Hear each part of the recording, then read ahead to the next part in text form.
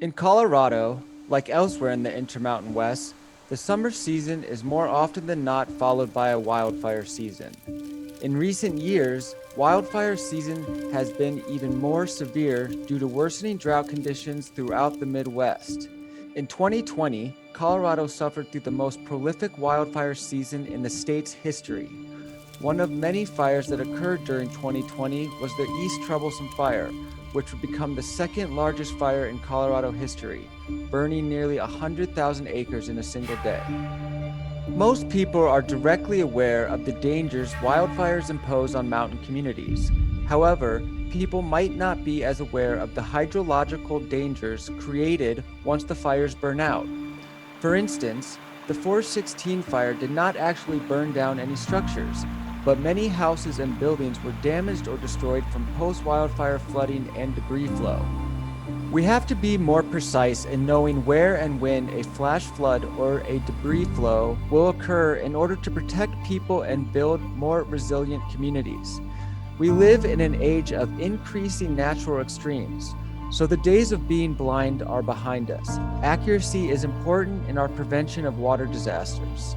In Colorado, like other complex terrain areas, there can be very strong precipitation rates that change drastically over short distances, and it's important to capture this variability.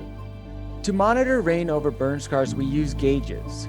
We have a very good idea of the rain happening at those specific points, but large portions of the burn scars are in wilderness areas or otherwise inaccessible for measurements. We need a solution to this growing problem that would allow us to figure out the amount of rain over the entire burn scar.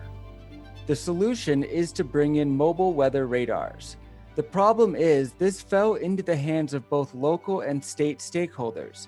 Therefore, a group got together to try to address this with the help of the University of Oklahoma and federal partners of the NOAA National Severe Storms Laboratory. Mobile radars provide an important source of information in the mountains when there's wildfires. Wildfires cause increased flooding. So we can monitor these areas by taking a portable radar out into the mountains. So what that helps us with is we're able to get information close to the area where there's a wildfire and there's increased flooding that we miss otherwise from these radars that are really far away and their beam gets blocked by the mountains. These mobile radar deployments triggered local communities to set up permanent radar solutions within the state of Colorado, like at the Alamosa Airport.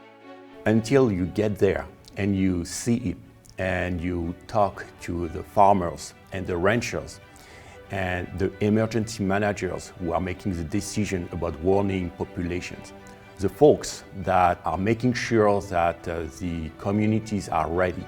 Do you really understand the challenges that they face and the kind of information that they need in order to protect people? And this is really the first line of defense whenever we could have a serious flash flood or a debris flow on a burn area.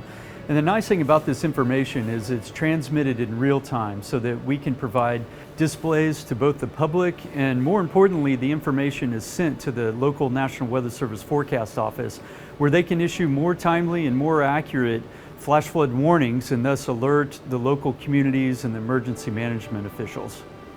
An important part of risk and hazard communication is getting to know a community better to ensure that they are better protected. So for example, trying to understand what the people in the community see as their local vulnerabilities, what people there need to make decisions in a hazardous situation, and how to best prepare people to take protective actions.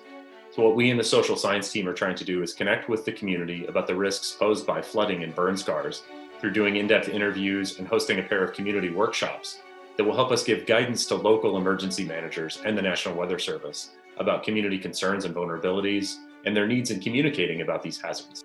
We also hope that our work with community members might help them be more aware and better able to spot developing situations before they become dangerous. CWCB has been working with local stakeholders since the beginning of 2014, developing financing for the projects while also providing technical assistance for implementation. It can help save people's lives and protect communities' infrastructure after major wildfires.